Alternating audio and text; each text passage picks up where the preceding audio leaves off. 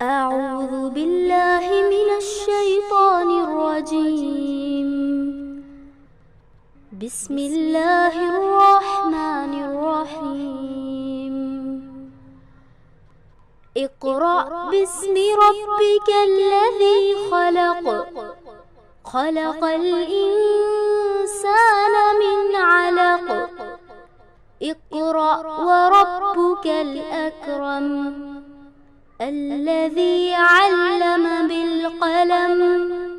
علم الإنسان ما لم يعلم.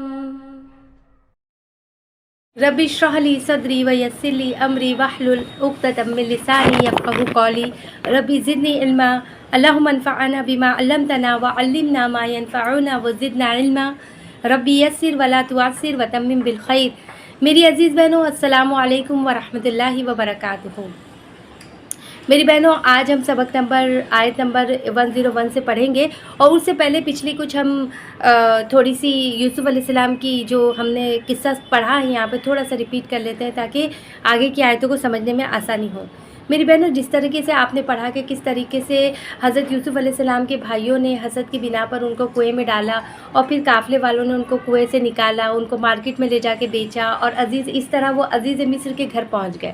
عزیز مصر نے انہیں خرید کر اپنے گھر بڑے اچھے سے رکھا، لیکن کچھ عرصہ گزرنے کے بعد ہوا یہ کہ اس کی بیوی ہی یوسف علیہ السلام پہ فرفتہ ہو گئی اور ڈورے ڈالنے لگی، اور پھر کچھ عرصے کے بعد جو ہے دوسری بیگمات بھی جو ہے آپ پہ فرفتہ ہو گئی. اور ان عورتوں کی مکارانہ حرکتوں کی وجہ سے حضرت یوسف علیہ السلام اتنے پریشان ہو گئے کہ انہوں نے دعا مانگی، اور اللہ تعالیٰ نے ان کی دعا قبول کی. اس طرح آپ جو ہے جیل میں بھیج دیے گئے، اور جیل میں پھر سالوں پڑے رہے.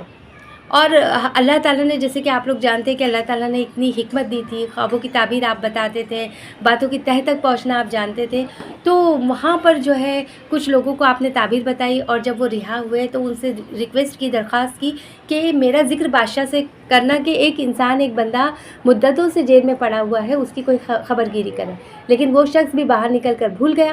لیکن پھر کیا ہوا کہ اللہ تعالیٰ کی مشیت کہ بادشاہ نے ایک خواب دیکھا، اور اس خواب کی تعبیر جاننے کے لیے وہ بہت پریشان ہوا. بہت سے لوگوں کو بلوایا، علماء کو اور وہ نجومیوں کو، اور نہ جانے کس کس کو بلا کے تعبیر پوچھا، لیکن کوئی بھی اس کی تعبیر صحیح سے بتلا نہ سکا. اب اس موقع پر اس شخص کو یاد آیا جس کو حضرت یوسف علیہ السلام نے جیل میں تعبیر بتائی تھی، اور وہ تعبیر ہو ویسی ہی ثابت ہوئی. تو اس نے جو ہے بادشاہ سے ذکر کیا کہ بادشاہ، ایک بندہ ہے، مجھے جیل میں جانے کی اجازت دیجیے تاکہ میں اس سے تعبیر پوچھ سکوں. اور پھر اس طریقے سے میری بہنوں یوسف علیہ السلام جو ہے جیل سے نکالے گئے. انہوں نے بادشاہ کو خواب کی تعبیر بتائی، اور تعبیر کے مطابق ہی پھر جو ہے آگے کے معاملات سارے ہوئے. بادشاہ بہت متاثر ہوا، اور آپ کو بہت بڑا عہدہ مل گیا، پوری معیشت کا نظام آپ کے قبضے میں آ گیا.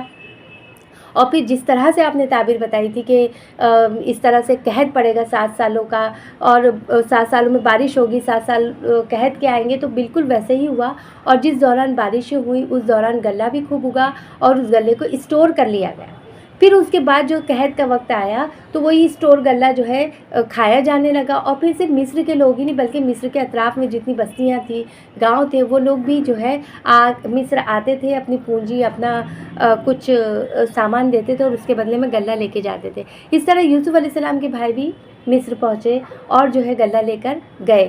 لیکن یوسف علیہ السلام نے ان کو پہچان لیا، لیکن وہ لوگ یوسف علیہ السلام کو پہچان نہیں سکے. لیکن یوسف علیہ السلام نے شرط رکھ دی کہ آئندہ آئیں گے تو اپنے چھوٹے بھائی کو ساتھ میں لانا. اب وہ جو ہے نیکسٹ ٹائم گئے تو بنیامین کو اپنے ساتھ لے کے گئے، اور حضرت یوسف علیہ السلام نے ایک حکمت کی، ایک تدبیر کی کہ اپنے بھائی کو اپنے پاس روک لینے کے لیے کہ بادشاہ کا پیالہ اس کے سامان میں رکھ دیا. جب سارے سامانوں کی تلاشی لی گئی تو پیالہ کس میں نکلا؟ اس بھائی کے سامان کے اندر پیالہ نکلا. اور اس طریقے سے اس کی سزا کے طور پہ حضرت بنیامین جو ہے حضرت یوسف علیہ السلام کے پاس ہی ان لوگوں کو رکھنا پڑا. انہوں نے بہت ریکویسٹ کی، بہت عاجزی کی، بہت زیادہ درخواست کی کہ اس بھائی کو چھوڑ دیجئے کیونکہ اس کا والد بوڑھا ہے، بیمار ہے، اس کا صدمہ برداشت نہیں کر سکے گا. لیکن یوسف علیہ السلام نے جو ہے ان پر احسان کرنے سے منع کر دیا. اس کی وجہ یہ تھی میری بہنوں کی، ایک تو وجہ یہ نظر آتی ہے کہ یعقوب علیہ السلام کی آزمائش ابھی باقی تھی، ہے نا. ابھی تو یوسف علیہ السلام کے غم کو سہ رہے تھے، لیکن ابھی ایک اور صدمہ انہیں جھیلنا تھا. ان کی قسمت میں، ان کی تقدیر میں اللہ تعالیٰ نے یہ لکھ دیا تھا کہ ایک اور صدمہ جھیلنا ہے. وہ صدمہ کیا تھا کہ بنیامین کی جدائی بھی برداشت کرنا دے۔ اب یہ سارے بھائی لوگ جو ہے حضرت ان کے پاس پہنچتے ہیں یعقوب علیہ السلام کے پاس اور کہتے ہیں یا بنیامین کے تعلق سے، تو یعقوب علیہ السلام وہی کلمات دہراتے ہیں جو یوسف علیہ السلام کی گمشدگی کے وقت دہرائے تھے کہ فصبر جمیل، میں صبر کروں گا، مجھے امید ہے کہ اللہ تعالیٰ ان سب کو مجھ سے لا ملائے گا۔ تو میری بہنوں یہاں دیکھیے کہ حضرت یعقوب علیہ السلام کا کتنا صبر تھا، کتنا توکل تھا، انہیں امید تھی کہ میرے بیٹے مجھ سے ضرور ملیں گے، ہے نا۔ حالانکہ یعقوب علیہ السلام کی حالت بہت نڈھال، بہت مزمل تھی، اور رو رو کے ان کی آنکھیں سفید ہو چکی تھی، ان کی بینائی زائل ہو چکی تھی۔ اور میری بہنوں بات تو یہ ہے نا کہ اگر بچہ مر جاتا ہے اور ماں باپ اس کو اپنے ہاتھوں سے، انسان اس کو اپنے ہاتھوں سے قبر میں اتار آتا ہے تو جو صدمہ ہوتا ہے، لیکن کچھ دنوں کے بعد چین آ ہی جاتا ہے، انسان حالات سے سمجھوتا کر لیتا ہے۔ لیکن اگر کسی کا بچہ گم ہو جائے تو جو اس پر بیتتی ہے والدین پر، اس کا اندازہ ہی نہیں کیا جا سکتا۔ یہ کیونکہ یہ معلوم نہیں نا کہ بچہ زندہ ہے یا نہیں ہے، کہاں ہے، کس حال میں ہے، کھایا ہے، پیا ہے، نہیں پیا ہے، اور جو لوگ اغوا کر کے لے جاتے ہیں تو وہ کیسا بچوں کا حشر کرتے ہیں، یہ سوچ کر ہی کلیجہ منہ کو آنے لگتا ہے۔ اور یہاں پر تو دیکھیے یک نہ شد، دو شد، بلکہ سہ شد کا معاملہ ہو گیا تھا۔ پہلے تو یوسف گھومے، پھر بنیامین پکڑ لیے گئے، پھر تیسرا بیٹا بھی نہیں آیا۔ اس کے باوجود یعقوب علیہ السلام نے اپنے بیٹوں پر لعنت ملامت نہیں کی، ان کو برا بھلا نہیں کہا، انہیں کچھ بھی نہیں کہا۔ حالانکہ آپ یوسف علیہ السلام کے غم سے بھرے ہوئے تھے، آپ کو یوسف علیہ السلام کا غم پھر سے ہرا بھرا ہو گیا تھا۔ آپ کے بارے میں اللہ تعالیٰ دیکھیے ایک جگہ فرماتے ہیں نا، آپ نے سورہ کے دوران وہ پڑھا ہوگا کہ فہو قدیم، یعنی وہ غم سے بھر گیا تھا، یعنی یعقوب علیہ السلام غم سے بھر گئے تھے۔ قدیم کسے کہتے ہیں میری بہنوں؟ اس مشک کو کہتے ہیں جو پانی سے لبالب بھر کر اس کا منہ بند کر دیا جاتا ہے۔ یعنی یوسف علیہ السلام کا غم آپ کے گلے تک پہنچ چکا تھا، پھر بھی کوئی شکوہ، شکایت، کوئی لفظ زبان سے نکالنا گوارا نہ کیا، سب کچھ ضبط کر گئے، اور جس کا اثر کس کے اوپر ہوا؟ آپ کی بینائی پہ، کہ آپ کی بینائی جاتی رہی۔ پھر کچھ عرصے کے بعد آپ نے اپنے بیٹوں سے کہا کہ اے میرے بیٹوں، تم جاؤ تو صحیح، یوسف اور اس کے بھائی کو تلاش تو کرو، اللہ سے امید رکھو، مجھے امید ہے، اللہ کی رحمت سے مایوس مت ہو، اللہ تعالیٰ انہیں ضرور ملا دے گا۔ پھر ہوا یہ کہ یوسف علیہ السلام کے بھائی جو ہے اپنے بھائیوں کی تلاش میں نکلے، واپس سے مصر آئے، اور اس دفعہ جب مصر آئے تو انہوں نے یوسف علیہ السلام کو پہچان لیا، اور یوسف علیہ السلام نے بھی اپنی شناخت ظاہر کر دی کہ میں ہی وہ تمہارا کھویا ہوا بھائی ہوں، اور تمہیں پتہ بھی ہے تم نے اپنے بھائی کے ساتھ کیا کچھ کیا تھا۔ اور یہ سن کر جو ہے ان لوگوں نے اپنے جو ہے قصور کا اعتراف کیا، معافی مانگی، اور دل ہی دل میں ڈرنے لگے کہ اب یہ تو شاہ مصر بنا ہوا ہے یوسف، جس کے ساتھ بچپن میں ہم نے یہ سلوک کیا تھا، اب وہ ہمیں ہماری خطاؤں پہ پتہ نہیں کیا سزا دے، ہمیں مار ڈالے، ہمیں قید کر دے، نہ جانے کیا کچھ کرے۔ ان تمام اندیشوں کو حضرت یوسف علیہ السلام نے بھانپ لیا اور تسلی دیتے ہوئے کہا کہ لا تثریب علیکم اليوم یغفر اللہ لکم وہو ارحم الراحمین، کہ آج تم پر کوئی گرفت نہیں ہے، کوئی گرفت میں تم پہ نہیں کروں گا، کوئی سازش نہیں کروں گا، کوئی سزا میں تمہیں نہیں دوں گا، بلکہ تمہیں معاف کرتا ہوں، اللہ بھی تمہیں معاف کر دے، تم پہ کوئی بلیم نہیں، کوئی الزام نہیں، کوئی شکایت نہیں، کوئی سزا نہیں، بلکہ دعا دیتے ہیں کہ اللہ تعالیٰ تمہیں معاف کر دے، اور وہ ارحم الراحمین ہے۔ اور نہ صرف معافی دیتے ہیں بلکہ اپنا قمیض بھی دیتے ہیں کہ میرا قمیض لے کے جاؤ اور اب میرے والد کے چہرے پہ ڈال دینا، ان کی بینائی لوٹ آئے گی، اور جو ہے اپنے تمام بال بچوں کو، پورے خاندان کو لے کر میرے پاس یہاں پر مصر سے آ جاؤ، یہاں پر آرام سے رہو۔ یہاں پہ بتاتے چلو میری بہنوں کہ یہ وقت آنے تک کافی خاندان بڑھ چکا تھا یعقوب علیہ السلام کا، کہ یعقوب علیہ السلام، ان کی بیٹے، ان کی بیٹیاں، ان کے پوتے پوتیاں، ان کی بہویں، یہاں تک کہ کافی زیادہ افراد جو ہے اضافہ ہو گئے تھے خاندان میں۔ اور پھر یہاں سے میری بہنوں یہ بھی آپ کو بتاتے چلوں کہ یہ وہ وقت ہے، یہ وہ ڈیٹ ہے، یہاں سے یہ پورے خاندان کو لے کر جب مصر چلے ہیں تو یہاں سے بنی اسرائیل کے مصر میں داخلے کی تاریخ شروع ہوتی ہے نا۔ اور آپ دیکھیے کہ اگلے تقریباً 500 سال تک ان لوگوں نے بہت عزت، عافیت، امن اور سکون کے ساتھ گزارے، پھر جو ہے ان میں زوال پیدا ہوا، اور پھر فرعون کے دور میں یہ لوگ جو ہے غلام بن گئے، ہے نا۔ تو یہاں سے یہ جو یوسف علیہ السلام نے ان کو بلایا تھا، اور آپ کو بتاتے چلوں کہ اس طرح سے حضرت یعقوب علیہ السلام کی بینائی لوٹ آئی، اور یعقوب علیہ السلام اور ان کا پورا خاندان جو ہے کنعان سے روانہ ہو کر مصر پہنچا، اور یوسف علیہ السلام اور بڑے بڑے فوجی افسران اپنے والد اور اپنے اہل خانہ کی استقبال کے لیے شہر سے باہر نکل آئے، اور بڑا ہی جشن کا دن تھا، مرد، عورتیں، بچے سب اس خاندان کو دیکھنے کے لیے اکٹھا ہو گئے تھے۔ اور سارے ملک میں خوشی کی لہر دوڑ گئی۔ یوسف علیہ السلام نے کہا اب آپ لوگ یہیں پر رہیے سکون کے ساتھ، اور پھر جو ہے اپنے والدین کو اپنے شاہی تخت پر بٹھا دیا۔ جب والدین اور برادران یوسف نے یوسف علیہ السلام کی یہ شان و شوکت دیکھی، اتنی عزت دیکھی، اتنا مرتبہ دیکھا، اور کیا کچھ نہیں تھا یوسف علیہ السلام کے پاس، تو خروا لہ سجداً، تو سب بے اختیار سجدے میں جھک گئے۔ یہ بتاتے چلو میری بہنوں آپ لوگوں کو کہ یہ سجدہ تعظیمی تھا، جو پہلی شریعتوں میں جائز تھا، جیسے کہ آدم علیہ السلام کو فرشتوں نے سجدہ کیا تھا، لیکن یہ ہماری شریعت میں حرام ہے، ہماری شریعت میں نہیں کر سکتے۔ یہ بھی سجدے کا جو ذکر ہے تو وہ تعظیمی سجدے کی بات ہے۔ بہرحال یہ کیفیت دیکھ کر یوسف علیہ السلام نے کہا کہ ابا جان یہ ہے میرے خواب کی تعبیر جو میں نے بچپن میں دیکھا تھا۔ مطلب جو آپ نے بچپن میں کیا خواب دیکھا تھا کہ 11 ستارے اور چاند اور سورج سجدہ کر رہے ہیں نا، تو 11 ستاروں سے مراد کیا تھے؟ 11 بھائی تھے، اور چاند اور سورج سے مراد ان کے والدین تھے۔ بہرحال کہا کہ میرے خواب کی تعبیر ہے ابا جان۔ پھر ایک کے بعد ایک جو ہے اللہ تعالیٰ کے احسانات یاد کرنے لگے کہ اللہ تعالیٰ نے کتنا بڑا احسان کیا کہ مجھے قید سے نکالا، عورتوں کے مکر و فریب سے بچایا، پھر یہ احسان کیا کہ آپ سب کو دیہات سے نکال کر یہاں میرے پاس لایا، ہمیں اکٹھا کر دیا کہ ہم پیار اور محبت سے رہیں۔ دیکھیے میری بہنوں یہاں پر حضرت یوسف علیہ السلام ساری پازیٹیو بات کر رہے ہیں نا، یعنی ایک بھی نگیٹیو بات نہیں کر رہے ہیں نا۔ یہاں پر دیکھیے آپ کہ ساری اچھی چیزوں کو گنوا رہے ہیں، حالانکہ کتنی زیادہ آزمائشوں سے حضرت یوسف علیہ السلام اس دوران گزرے تھے، لیکن ان کا ذکر نہیں کیا، بلکہ جو اچھی اچھی باتیں تھیں ان کا ذکر کیا اور اللہ تعالیٰ کا شکر ادا کر رہے ہیں، اور کہہ رہے ہیں کہ اعوذ باللہ من الشیطان الرجیم، بسم اللہ الرحمن الرحیم، ربی قد اتیتنی، ربی کہ میرے رب نے، قد اتیتنی اے میرے رب، قد اتیتنی بے شک تو نے، اتیتا تو نے عطا کیا مجھ کو، من الملک بادشاہت، وعلمتنی اور تو نے سکھلایا مجھے، تاویل الاحادیث احادیث کی تہہ تک پہنچنا، یعنی باتوں کی تہہ تک پہنچنا سکھایا۔ تاویل کسے کہتے ہیں میری بہنوں؟ یعنی باتوں کی حقیقت، واقعات کی صحیح توجیہ، خواب کی تعبیر بھی اس کے اندر آتی ہے، یعنی جو کچھ بھی علم اللہ تعالیٰ نے حضرت یوسف علیہ السلام کو عطا کیا تھا وہ اللہ کا شکر ادا کرتے ہیں کہ اے میرے رب تو نے مجھے بادشاہت عطا کی، مجھے تاویل الاحادیث کا علم سکھایا، فاطر السماوات والارض آسمانوں اور زمین کو پیدا کرنے والے، انت ولی فی الدنیا والآخرہ کہ تو ہی میرا ولی ہے، تو ہی میرا سرپرست ہے، فی الدنیا دنیا میں بھی، والآخرہ اور آخرت میں بھی، توفنی مسلم والحقنی بالصالحین، اے میرے رب تو نے اتنا کچھ عطا کیا مجھے، اتنی ساری چیزیں مجھے دی، پوری مصر کی حکومت مجھے دے دی، اتنے بڑے عہدے پہ پہنچایا، اللہ تعالیٰ بس میری ایک آرزو بھی اور پوری کر دے۔ وہ آرزو کیا تھی کہ توفنی مسلمن، کہ اللہ تعالیٰ تو مجھے میرا خاتمہ اسلام پہ کر، والحقنی بالصالحین اور مجھے صالحین میں سے ملا۔ یہاں پر دیکھیے میری بہنوں کے حضرت یوسف علیہ السلام کس طریقے سے شکر ادا کر رہے ہیں۔ میری بہنوں شکر کیا ہے؟ شکر کی حقیقت کیا ہے؟ کہ آدمی سوچے کہ اللہ تعالیٰ نے میرے ساتھ معاملہ کیا کیا ہے نا۔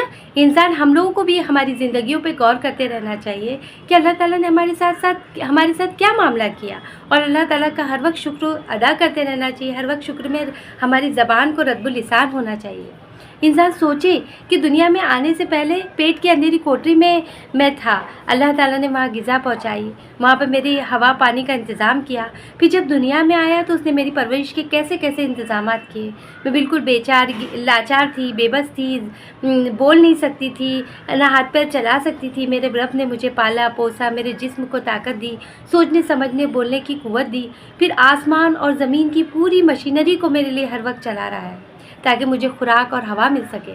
انسان ایک طرف اپنی لاچاری اور کمزوری دیکھتا ہے میری بہنوں، اور دوسری طرف اللہ تعالیٰ کی رحمت کی بارشیں دیکھتا ہے، تو اس کے دل میں اپنے محسن کی محبت جاگ اٹھتی ہے، تب اس کی زبان پر اس کی تعریف کا کلمہ جاری ہوتا ہے، اور جسم کی ساری قوتیں مالک کو خوش کرنے اور اس کی خوشی کی راہ میں دوڑنے کے لیے وقف ہو جاتی ہے۔ اسی جذبے اور محبت کا نام شکر ہے نا۔ اور شکر اس وقت اچھی طرح ادا ہوگا میری بہنوں جب انسان سوچے کہ اگر میرا رب یہ رحمت مجھ سے چھین لے تو پھر کیا ہو، اگر آنکھیں نہ ہوتی تو کیا ہوتا، ٹانگیں نہ ہوتی، مفلوج ہوتی تو کیا ہوتا، صلاحیتوں والا دماغ نہ ہوتا تو کیا ہوتا۔ اکثر کیا ہوتا ہے کہ سالوں تک اللہ تعالیٰ ایک نعمت عطا کرتا ہے میری بہنوں ہم لوگوں کو، ہے نا۔ ہو سکتا ہے کہ کسی کو 50 سال تک، کسی کو 40 साल तक, किसी को 60 साल तक कुछ भी ना हो, कोई तकलीफ़ ना हो, यानी दिमाग भी सही काम कर रहा है, आंखें टांगे वगैरह सब ठीक है, कोई तकलीफ़ नहीं है, मुमकिन है वो शख्स अभी जिक्र भी ना करे कि मेरे रब ने मुझे इतनी नेमतें दी, इतनी सेहत दी, इतना मेरी अच्छी ज़िंदगी दी, मैं जी रहा हूँ, मैं खा रहा हूँ, पी रहा हूँ, मैं अच्छी ज़िंदगी गुजार रहा हूँ। लेकिन अक्सर हम क्या देखते हैं कि अगर इनमें से एक नेमत को थोड़ी सी तकलीफ़ पहुँच जाए, है ना, मिसाल के तौर पे आप देखिए कि अगर किसी के घर दांतों में दर्द भी होने लगे तो 24 घंटे में जितनी औरतें मिलेंगी उन सब से हम क्या कहेगी, कल से तकलीफ़ है, रात भर से सो नहीं सकी, कुछ खाया नहीं जा रहा, कुछ पिया नहीं जा रहा, शिकायत का एक सिलसिला शुरू हो जाता है। मगर वो ये नहीं सोचती कि जो नेमत मेरे रब ने मुझे सालों से अता की थी और तकलीफ़ों से बचाया था, तो क्या आज जिस तरह से मैं शिकायत कर रही हूँ इसी अंदाज से उस वक्त शुक्र भी अदा किया था। मेरी बहनों, अगर हम अल्लाह के रसूल सल्लल्लाहु अलैहि वसल्लम की ज़िंदगी पे डालें तो हमें नज़र डालें तो हमें पता चलता है कि आप बहुत ज़्यादा शुक्र करने वाले थे। इस तरह क़याम करते थे, नवाफिल और तहज्जुद इस तरह पढ़ते थे कि आपके कदम मुबारक सूज जाते थे। ये देखकर हज़रत आयशा रज़ियल्लाहु ताला अन्हा कहती कि अल्लाह के रसूल सल्लल्लाहु अलैहि वसल्लम, अल्लाह ताला ने तो आपको माफ़ कर दिया है, बख्श दिया है, आपको क्या ज़रूरत है इस कदर थकने की, इतनी तकलीफ़ उठा रहे हैं, इस कदर इबादत कर रहे हैं, पाँव सूज जाते हैं आपके। तो आपने क्या फरमाया कि आयशा, क्या मैं अल्लाह का शुक्रगुजार बंदा ना बनूं?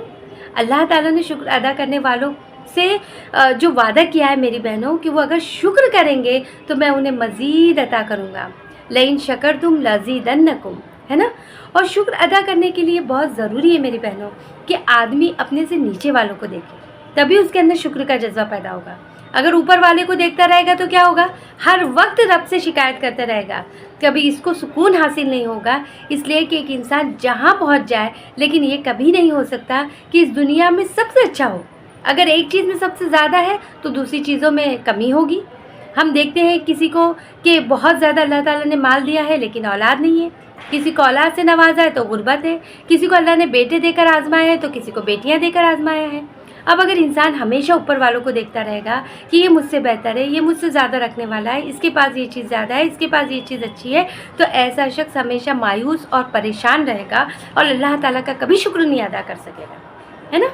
और जो अपने से नीचे वालों को देखता रहेगा वो हर हाल में अल्लाह ताला का शुक्र करेगा। यहाँ तक कि लोगों की नज़रों में सबसे अगर नीचा भी होगा तो उसे कोई ना कोई ऐसा ज़रूर नज़र आ जाएगा जो उससे भी नीचा होगा। मसलन क्या है, आप देखिए कि अगर किसी शख्स के पास हाथ नहीं तो उसे ऐसे लोग नज़र आ जाएंगे जिनके पास हाथ और पैर दोनों नहीं है। अगर किसी के पास आँखें नहीं है, देख नहीं सकता, तो उसे ऐसे शख्स नज़र आ जाएगा जो देख भी नहीं सकता और सुन भी नहीं सकता और बोल भी नहीं सकता। कोई एक बीमारी में मुब्तला है तो उसे ऐसे लोग मिल जाएंगे जो बहुत सारी बीमारियों में मुब्तला है। किसी के पास एक सादा मकान है तो उसे ऐसे नज़र आ जाएंगे जो झोपड़ों में रह रहे हैं, और झोपड़े वालों को ऐसे नज़र आ जाएंगे जो फुटपाथ पे रह रहे हैं, और फुटपाथ वालों को ऐसे नज़र आ जाएंगे जो सो नहीं सकते, नींद नहीं आती। इस पर अल्लाह का शुक्र अदा करें कि अल्लाह ने मुझे सेहत दी, मैं सो तो सकती हूँ। आपको मैं बताते चलूँ शेख सादी रहमतुल्लाह अलैह के बारे में कि एक बार वो दमिश्क गए, पैर में फटे हुए जूते थे। अब ये सोचकर परेशान थे कि मैं इतना बड़ा आलिम हूँ, मेरे पास तो जूते भी ढंग से नहीं है, ठीक से नहीं है। ये सोचते हुए दमिश्क की जामा मस्जिद में पहुँचे तो एक आदमी नज़र आया जिसके पाँव ही नहीं थे। फ़ौरन सजदे में गिर गए कि अल्लाह तेरा शुक्र है मेरे परवरदिगार कि तूने मुझे पाँव तो दिए हैं कि चल फिर तो सकता हूँ, चप्पल तो पहन सकता हूँ। इसलिए इंसान अगर अपने से नीचे वालों को देखेगा मेरी बहनों तो हमेशा खुश और मुतमईन रहेगा और इसकी ज़बान अपने रब का हर वक्त शुक्रिया अदा करते रहेगी। अब हम औरतों की तरफ आते हैं कि देखिए औरतें बहुत ज़्यादा नाशुक्री करती हैं, है ना। अल्लाह के रसूल सल्लल्लाहु अलैहि वसल्लम ने क्या इरशाद फरमाया था कि अपने एहसान करने वालों की नाशुक्री से बचो। तुम एक माँ बाप के घर दिनों तक बिन बिहाई बैठी रहती हो और अल्लाह उसको ऐसी औरत को जो बिन बिहाई बैठी रहती है, फिर अल्लाह ताला उसको शौहर अता फरमाता है, फिर अल्लाह इसे औलाद से नवाजता है। इन तमाम एहसानात के बावजूद अगर कभी किसी बात पर शौहर से खफा होती है तो कह उठती है कि मैंने तो तुमसे कोई भलाई देखी ही नहीं, है ना। निसाई की एक और हदीस में है कि आप सल्लल्लाहु ने फरमाया कि अल्लाह ताला क़यामत के दिन उस औरत की तरफ निगाह उठाकर भी नहीं देखेगा जो अपने शौहर की नाशुक्रगुजार होगी। तो शुक्रगुजारी का तकाजा क्या है मेरी बहनों, क्या करना है हमें? शुक्रगुजारी किस तरह से करना है कि औरत हर तरह से शौहर की खिदमत करे, उसके साथ मोहब्बत से पेश आए, उसकी कद्र करे, हर तरह से उसको आराम पहुंचाने की कोशिश करे, खिदमत और हुस्न सलूक से उसके दिल को जीतने की कोशिश करे। عورت کا یہ عمل اسلام میں جہاد کے برابر ہے، اس کا بہت بڑا اجر ہے میری بہنوں۔ اللہ کے رسول صلی اللہ علیہ وسلم نے ایسی عورتوں کو جنت کی خوشخبری دی ہے۔ حضرت ام سلمہ رضی اللہ تعالیٰ عنہ فرماتی ہیں کہ رسول اللہ صلی اللہ علیہ وسلم نے فرمایا کہ جس عورت نے بھی اس حال میں انتقال کیا کہ اس کا شوہر اس سے راضی اور خوش تھا تو وہ جنت میں داخل ہوگی۔ سبحان اللہ۔ تو میری بہنوں، ہم کو ہر وقت ہمیں اس سورہ یوسف علیہ السلام کی اسوے سے میں جب یہ سورہ کا مطالعہ کرتی ہوں تو مجھے لگتا ہے نا کہ ایک ایک آیت میں ایک ایک سبق ہمارے لیے موجود ہے۔ اس میں صبر ہے، توکل ہے، اس میں جو ہے نا اللہ تعالیٰ پر بھروسہ ہے، شکر گزاری کا جذبہ انسان میں پیدا ہو سکتا ہے، عاجزی، انکساری اور نہ جانے اس میں کیا کچھ ہے۔ یہ ساری چیزوں کو ہم پڑھتے ہوئے اپنی زندگی کے اندر شامل کرنے کی کوشش کریں، ان پر عمل کرنے کی کوشش کریں۔ اللہ تعالیٰ ہمیں اس سورے سے ہمیں بہت زیادہ سبق لینے والا بنائے۔ پھر دیکھیے کہ یہاں پر اللہ تعالیٰ کیا فرما رہے ہیں کہ ذالک من انباء الغیب، یہ سب غیب کی خبریں ہیں۔ ذالک، یہ سب من انباء الغیب، غیب کی خبروں میں سے ہے، نوحیہ الیک، جو ہم وحی کر رہے ہیں آپ کی طرف ہے محمد صلی اللہ علیہ وسلم، جو ہم وحی کے ذریعے آپ کو بتا رہے ہیں۔ ما کنت لدیہم، تم ان کے پاس موجود نہیں تھے۔ کن کے پاس؟ برادران یوسف کے پاس، یوسف علیہ السلام کے بھائیوں کے ساتھ موجود نہیں تھے۔ کب؟ جب کہ وہ پلاننگ کر رہے تھے کہ اذ اجمعوا، جب کہ وہ جمع تھے، امرہم، اپنے معاملے پر، وہم یمکرون، اور وہ کیا کر رہے تھے؟ سازش کر رہے تھے، پلاننگ کر رہے تھے۔ میری بہنوں، یہاں پر اللہ تعالیٰ بتا رہے ہیں ہمیں کہ یعنی یہ قصہ غیب کی ان خبروں میں سے ہے جو ہم نے وحی کے ذریعے آپ کو بتا دیا ہے۔ آپ برادران یوسف کے پاس موجود نہیں تھے جب وہ یوسف علیہ السلام کو کنویں میں ڈالنا طے کر چکے تھے اور اس کے لیے تدبیریں کر رہے تھے، ہے نا۔ یہاں پر یہ بات فرمانے کی وجہ کیا محسوس ہوتی ہے کہ یوسف علیہ السلام کے اس قصے کو پوری تفصیل کے ساتھ صحیح بیان کر دینا آپ کی نبوت اور وحی کی واضح دلیل ہے، کیونکہ یہ قصہ آپ کے زمانے سے ہزاروں سال پہلے کا ہے نا میری بہنوں۔ آپ کے زمانے کا تو ہے نہیں، ہزاروں سال پہلے کا ہے۔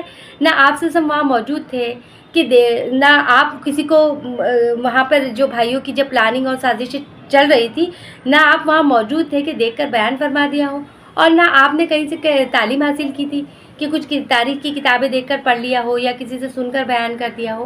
اس لیے بجز وحی الہی ہونے کے اور کوئی راستہ اس علم کا نہیں تھا۔ اس کے باوجود میری بہنوں، وما اکثر الناس، اللہ تعالیٰ کیا فرما رہے ہیں کہ نہیں ہے اکثر لوگ، ولو حرستا، خواہ تم کتنی بھی خواہش کر لو، حرستا ہا را سواد اس کا روٹ ورڈ ہے، یعنی شدید خواہش کرنا، چاہے تم کتنی ہی شدید خواہش کر لو، بمؤمنین، ایمان لانے والے نہیں ہیں۔ وما تسألوہم علیہ من اجر، اور حالانکہ ما تسألوہم، تم نہیں سوال کرتے ہو ان سے، علیہ، اس بات پر، من اجر، کوئی اجر کا، یعنی اس خدمت پر تم ان سے کوئی اجرت بھی نہیں مانگتے ہو۔ ان ہوا الا ذکر للعالمین، یہ تو ایک ذکر ہے، یہ نہیں ہے مگر ایک ذکر للعالمین، تمام جہان والوں کے لیے۔ یہاں پر دیکھیے میری بہنوں، اللہ تعالیٰ فرما رہے ہیں کہ تم اس خدمت پر ان سے کوئی اجرت بھی نہیں مانگتے ہو، یعنی یہ جو سب کچھ تم بتا رہے ہو، تم خدمت خلق کر رہے ہو، تم تبلیغ کا کام کر رہے ہو، اس کے اوپر تم کو اجر نہیں مانگتے، کوئی اجر بھی نہیں مانگتے، اجرت نہیں مانگتے، لیکن یہ لوگ تب بھی آپ کی شدید خواہش کے باوجود بھی جو ہے ایمان لانے والے نہیں ہیں۔ اور آپ یاد رکھ لیں کہ یہ تو ایک نصیحت ہے دنیا والوں کے لیے، تمام جہانوں کے والوں کے لیے ایک نصیحت ہے۔ یہاں پر میری بہنوں دیکھیے ان لوگوں کی ہٹ درمی کا حال، عجیب حال، کہ اللہ کے رسول صلی اللہ علیہ وسلم کی آزمائش کے لیے بہت سوچ سمجھ کر مشورہ کر کے انہوں نے اللہ کے رسول صلی اللہ علیہ وسلم سے مطالبہ کیا تھا نا، کہ کیا مطالبہ کیا تھا کہ اگر آپ دعوی نبوت میں سچے ہیں تو یوسف علیہ السلام کا واقعہ ہمیں بتائیے کہ کیا ہوا تھا، کس طرح ہوا تھا، ہے نا۔ اور جب اللہ کے رسول صلی اللہ علیہ وسلم نے پوری بھری محفل میں برجستہ اس قصے کو پوری طرح سے سنا دیا، سب کو وحی الہی کے ذریعے بتا دیا، تو اب شاید تمہیں امید ہوگی کہ اس کے بعد یہ آپ کی بات مان لیں گے، ایمان لے آئیں گے، تسلیم کر لیں گے کہ قرآن کو تم خود تصنیف نہیں کرتے بلکہ تم پر وحی آتی ہے۔ مگر یقین جانو ہے محمد صلی اللہ علیہ وسلم کہ یہ اب بھی نہیں مانیں گے اور اپنے انکار پہ جمے رہیں گے، بلکہ کوئی دوسرا بہانہ ڈھونڈ نکالیں گے، کیونکہ ان کے نہ ماننے کی اصل وجہ یہ نہیں ہے کہ تمہاری صداقت کا اطمینان چاہتے ہیں، بلکہ یہ بات ماننا ہی نہیں چاہتے، اور اس کے لیے انہیں کسی دلیل کی بلکہ نہ ماننے کے لیے کسی بہانے کی تلاش ہے۔ پھر آگے دیکھیے میری بہنوں، اللہ تعالیٰ فرما رہے ہیں وَكَأَيِّن مِّنْ آیَةٍ، اور کتنی ہی نشانیاں ایسی ہیں، فِي السَّمَاوَاتِ وَالْأَرْضِ، آسمانوں میں اور زمین میں، یمرون علیہا، مرہ یمرو مطلب گزرتے ہیں، علیہا اس پر سے، وہم موردون اور وہ انہا، وہم اور وہ انہا اس سے، موردون منہ پھیرنے والے.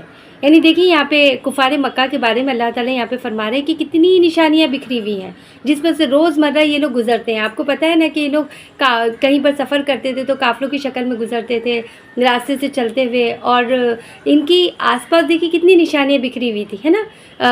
پوری زمین تھی اور جو ہے اس کے اوپر جو ہے درخت تھے اللہ تعالیٰ کی قدرت کی نشانیوں کو پیش کرتے ہوئے، راستے تھے، جس اونٹ پہ وہ سواری کرتے تھے وہ اونٹ ان کے لیے بہت بڑی نشانی تھی کہ کس طریقے سے اللہ تعالیٰ نے اس کی ساخت بنائی ہے، کہ کس طریقے سے وہ ریگستان میں سفر کرنے کے قابل ہے. 15 دنوں تک وہ اپنا کھانا اسٹور کر سکتا ہے اور چل سکتا ہے، بنا پانی پیے رہ سکتا ہے. اس کی پلکیں کتنی بڑی بڑی بنائی کہ جب ریت اڑے تو اس کی آنکھوں کے اندر نہ جائے. اس کی ٹانگیں اونچی اونچی بنائی تاکہ وہ ریت میں دھسے بھی تو جو ہے اونٹ کا جسم اوپر کی طرف رہے. اور پھر دیکھیے کہ سفر کرتے ہوئے جب تم رات کے وقت کہیں سے گزرتے ہو تو تم دیکھتے ہو کہ تمہارے سر پر آسمان ہے، جس میں اللہ تعالیٰ نے اس آسمان کو رات کی تاریکی کے باوجود جو ہے مزین کر رکھا ہے. ان میں چاند نکل رہا ہے، اتنے بے شمار تارے ہیں جو نکل رہے ہیں، ہوائیں چل رہی ہیں، اور سارا کچھ ان کے سامنے تھا جس پر سے وہ گزرتے رہتے تھے. لیکن وہم انہا موردون، اللہ تعالیٰ کہہ رہے ہیں کہ وہ اس کے باوجود اس سے منہ موڑ رہے ہیں، اس پہ توجہ نہیں کر رہے ہیں، اس پہ غور نہیں کر رہے کہ یہ کس رب نے بنایا ہے. وہ رب جو ہے ہمارا مالک حقیقی ہے، وہی ہمارا معبود ہے، اسی کی ہمیں پرستش کرنی چاہیے. اسے منہ موڑتے ہیں. وما یؤمن اکثرہم، اور جو بھی ایمان لاتے ہیں، اکثرہم ان میں سے اکثر کیا ہے، باللہ اللہ پر، یعنی اکثر ان میں سے اللہ پر ایمان لاتے ہیں، الا مگر کیا کرتے ہیں، وہم مشرکون اس کے ساتھ شرک کرتے ہیں. یعنی اللہ کو تو مانتے ہیں، وہ کہتے تھے نا کہ ہم اللہ کو مانتے ہیں لیکن جو ہے ہم اس کو بھی مانتے ہیں، ہم اس کو بھی مانتے ہیں، تو اس کے ساتھ شرک کرتے ہیں. تو اللہ تعالیٰ ان کے بارے میں فرما رہے ہیں میری بہنوں اگلی آیت میں، افا امینو، کیا تم بے خوف ہو گئے ہو، کیا تمہیں ڈر نہیں لگتا، کیا تم مطمئن ہو گئے ہو، ان تأتیہم غاشیہ، کہ آ جائے ان پر، کیا وہ بے خوف ہو گئے ہیں، ان تأتیہم، کہ آ جائے ان پر، غاشیتن. غاشیتن کا مطلب کیا ہوتا ہے، عذاب.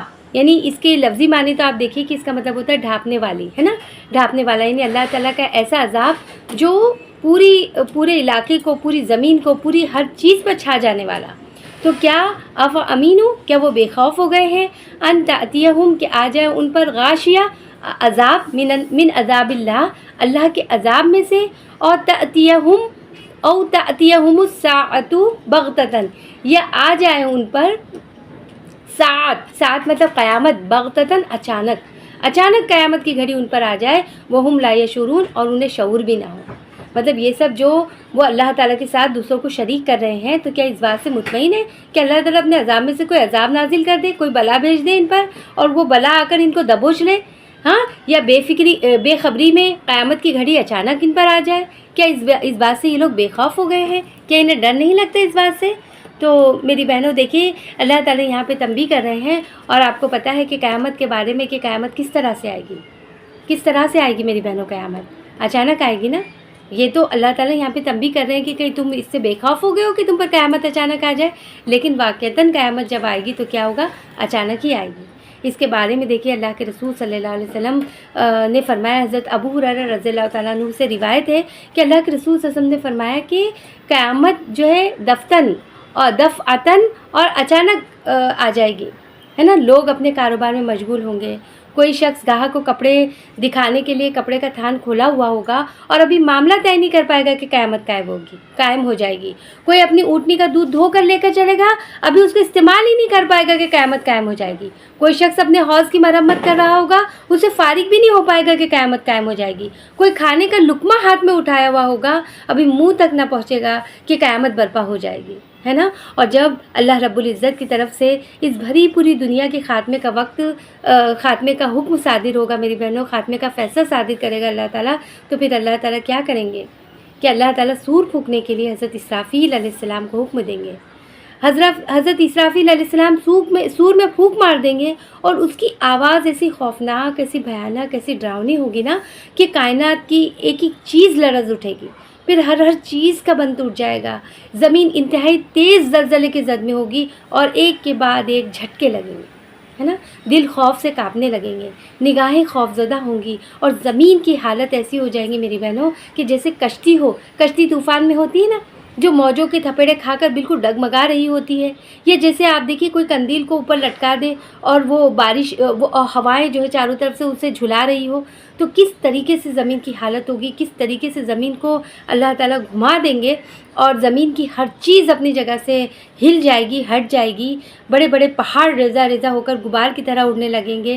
کہیں پر دیکھیے ان پہاڑوں کے بارے میں ذکر آتا ہے کہ کہیں پر وہ ریت کے بھربھرے ٹیلوں کی طرح ہو جائیں گے، کہیں کہا گیا ہے کہ دھن کی روئی کی طرح ہو جائیں گے، اور ہر چیز ٹوٹ پھوٹ کر فنا تباہ و برباد ہو جائے گی۔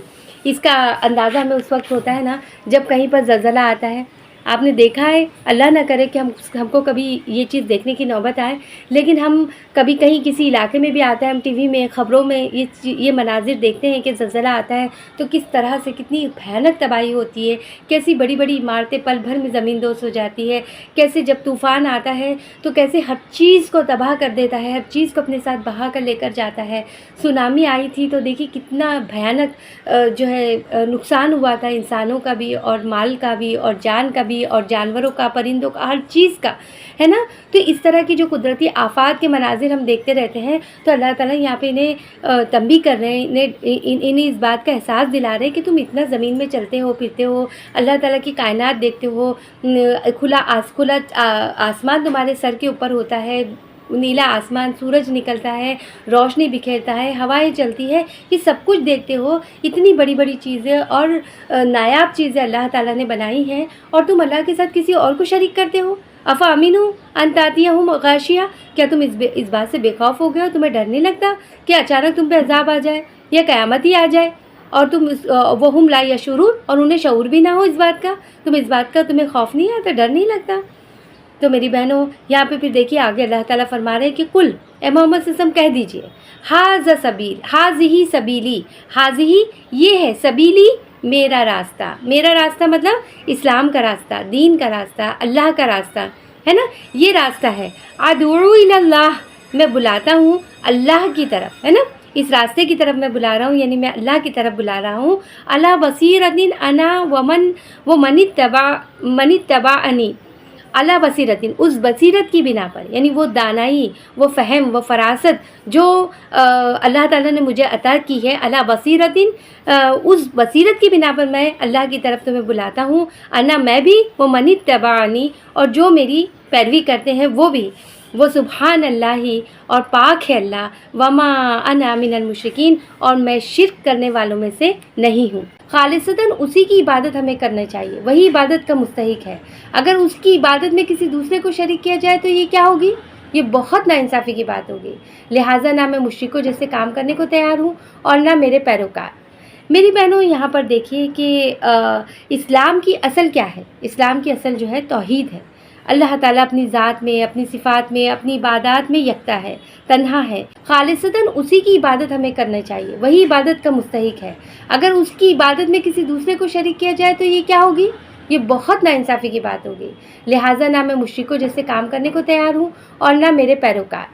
میری بہنوں یہاں پر دیکھیے کہ اسلام کی اصل کیا ہے؟ اسلام کی اصل جو ہے توحید ہے۔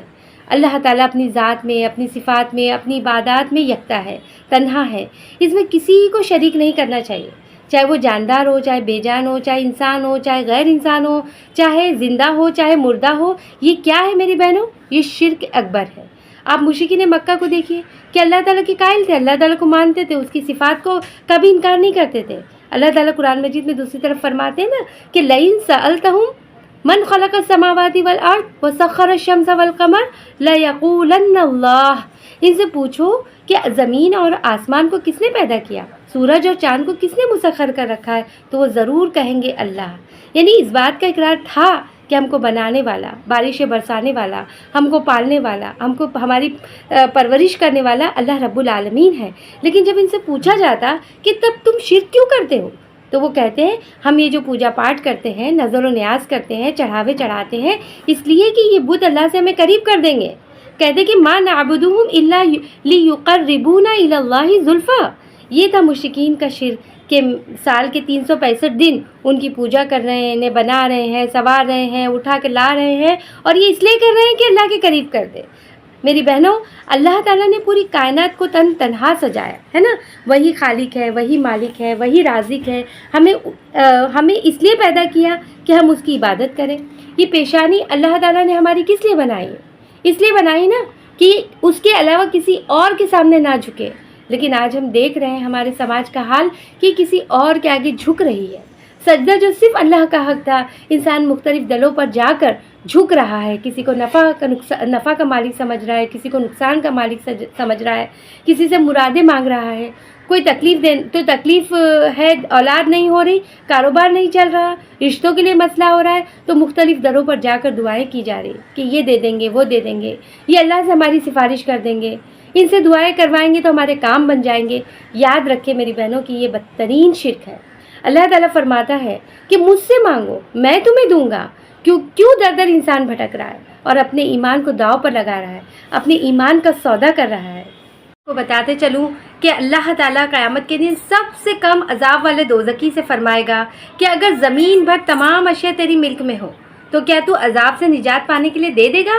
یعنی زمین میں جو کچھ ہے، جو کچھ بھی پائی جاتی ہے چیزیں، ہیرے موتی جواہرات اور نہ جانے کیا کچھ ہے زمین میں، وہ سارا کچھ تجھے اس کا مالک بنا دیا جائے، تیری ملکیت میں دے دیا جائے، اور تجھ سے کہا جائے کہ یہ سارا کچھ ہمیں دے دے اور عذاب سے نجات پا جا، تو کیا تو ایسا کرے گا؟ تو وہ کہے گا کہ ہاں۔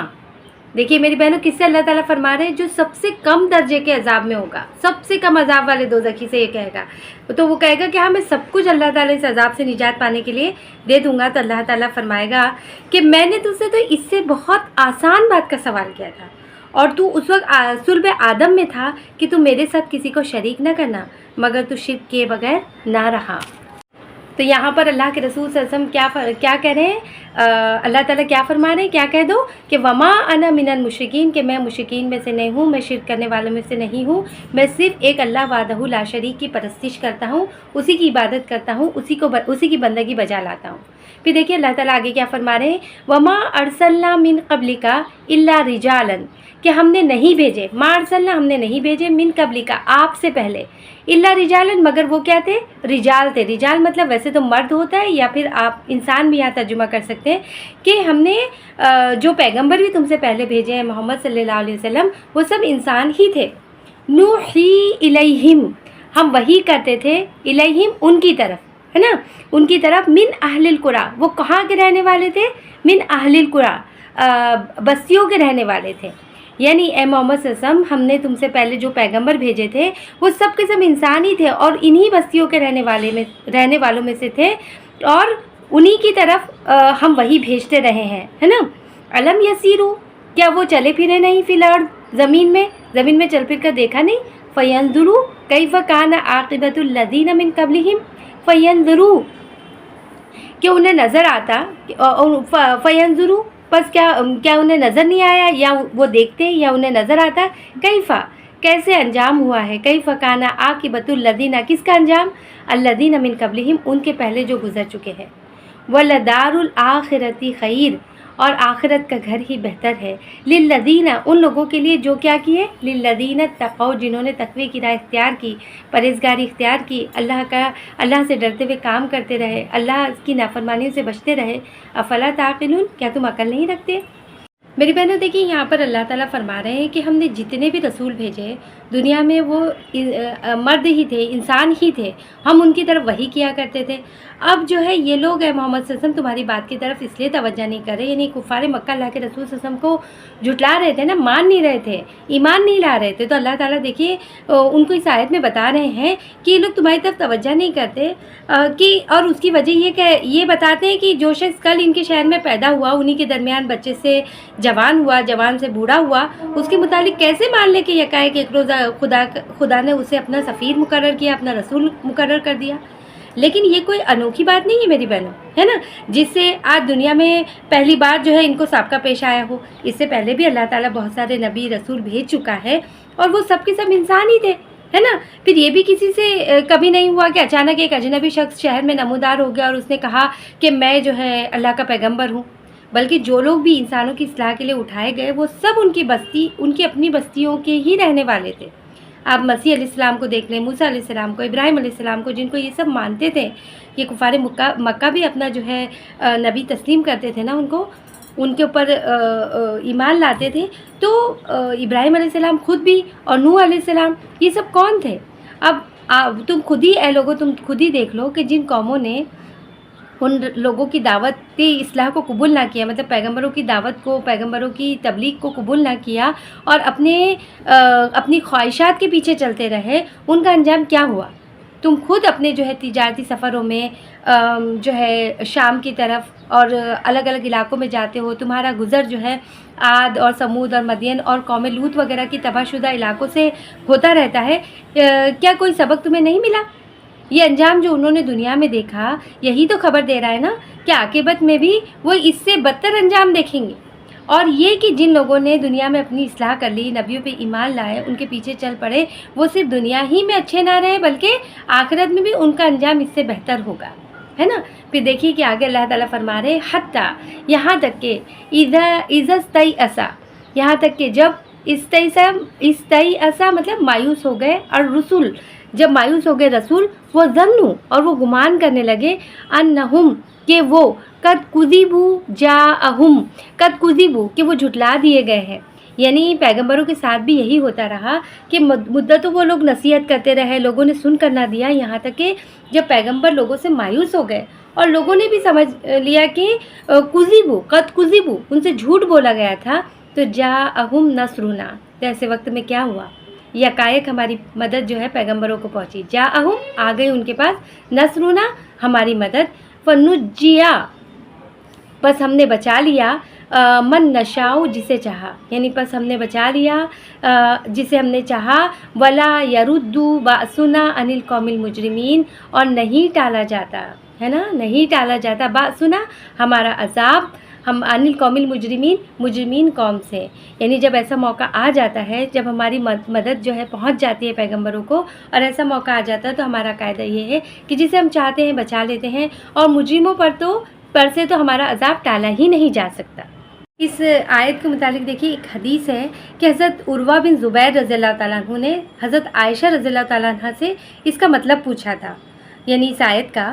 تو انہوں نے فرمایا کہ اس کا مطلب یہ ہے کہ پیغمبروں کو جن لوگوں نے مانا اور ان کی تصدیق کی، جب ایک مدت دراز تک ان پر آفت مصیبت آتی رہی اور اللہ کی مدد آنے میں دیر ہو گئی، اور پیغمبر جھٹلانے والوں کی ایمان لانے سے نا امید ہو گئے، اور یہ گمان کرنے لگے کہ جو لوگ ایمان لا چکے ہیں اب وہ بھی ہمیں جھوٹا سمجھنے لگیں گے، اس وقت اللہ تعالیٰ کی مدد آ پہنچی، ہے نا. یعنی اللہ تعالیٰ کی مدد آنے میں دیر لگتی ہے یا کبھی دیر ہو سکتی ہے، انتظار کرنا پڑ سکتا ہے. اور جب یہ انتظار انسان کرتا ہے یا وہ ایمان والے کرتے ہیں تو کیا ہوتا ہے، دو طرفہ اثر ہوتا ہے نا. ایک تو جو ایمان لائے ہوئے ہیں وہ اللہ کی مدد کے منتظر ہوتے ہیں، کیونکہ ان کو پختہ یقین ہوتا ہے کہ اللہ کی مدد ضرور آئیں گی، کیونکہ ہم اللہ کے ماننے والے ہیں، اس کی راہ میں جد و جہد کر رہے ہیں. لیکن دوسری طرف جو کافر ہوتے ہیں وہ کیا ہوتے ہیں، اور اکڑ جاتے ہیں اور پھول جاتے ہیں کہ دیکھو ہم ان کو اتنا ستا رہے ہیں، اتنا ظلم کر رہے ہیں، مار رہے ہیں، پیٹ رہے ہیں، قتل کر رہے ہیں، ان کی روزی روٹی کو تنگ کر دیا ہے، پھر بھی ہم کو تو کچھ بھی نہیں ہو رہا.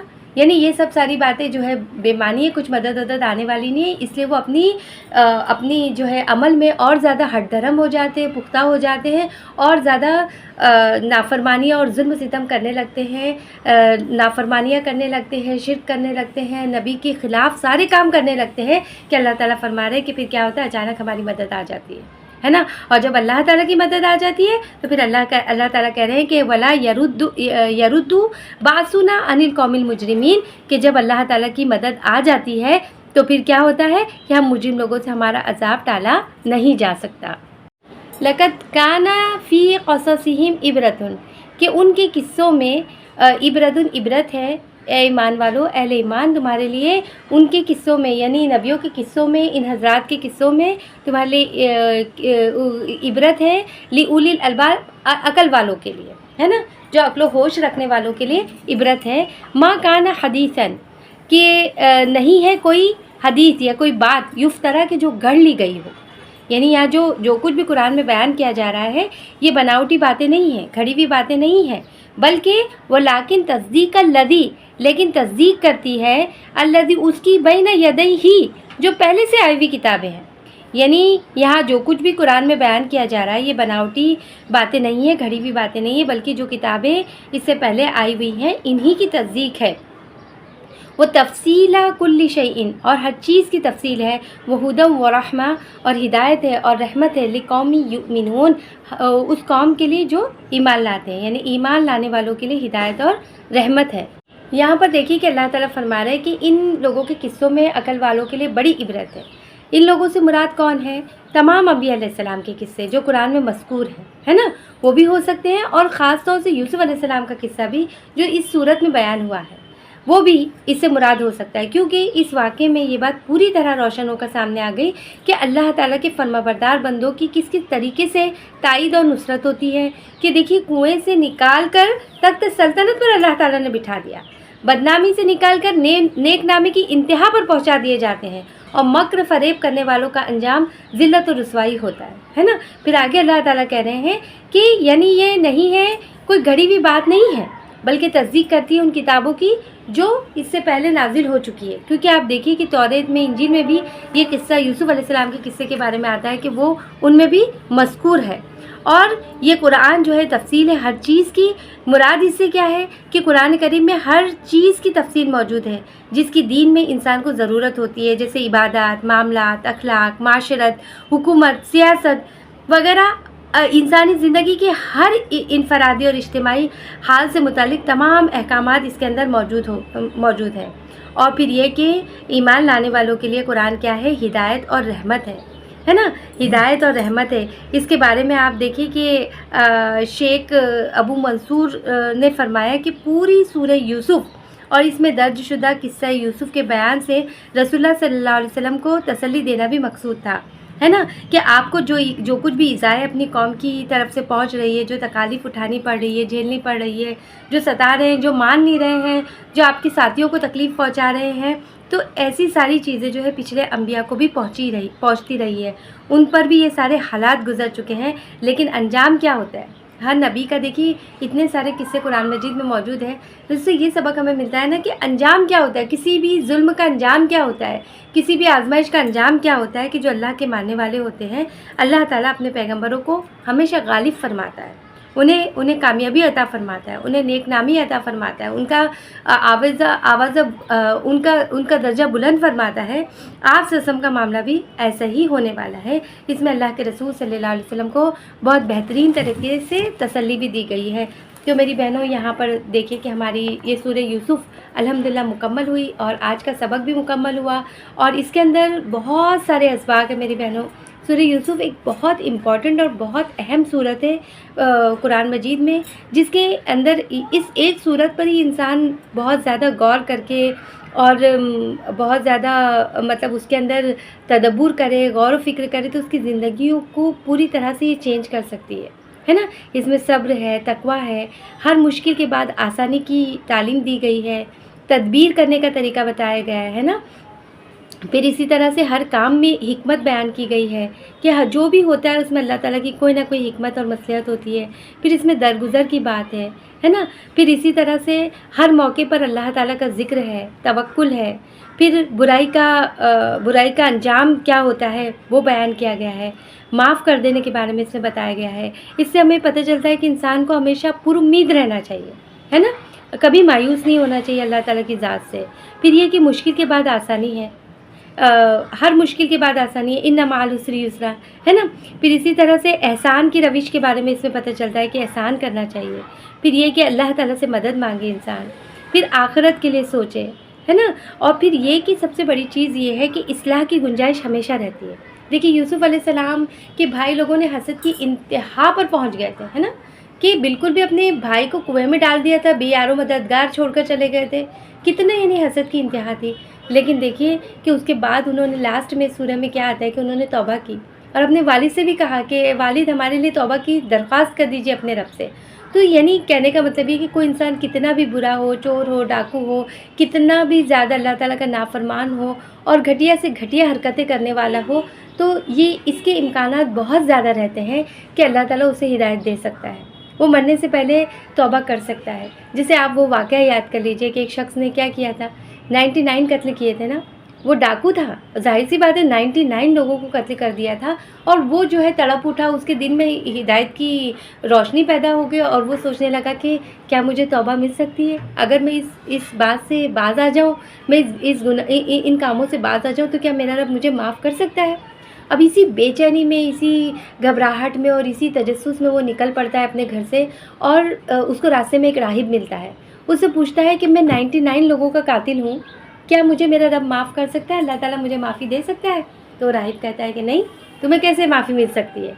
تم تو اتنے زیادہ لوگوں کے قتل کرنے والے ہو، اور وہ بولتے نا 100 چوہے کھا کر بلی حج کو چلی، ویسا والا معاملہ ہے، تو تمہیں کیسی معافی مل سکتی ہے؟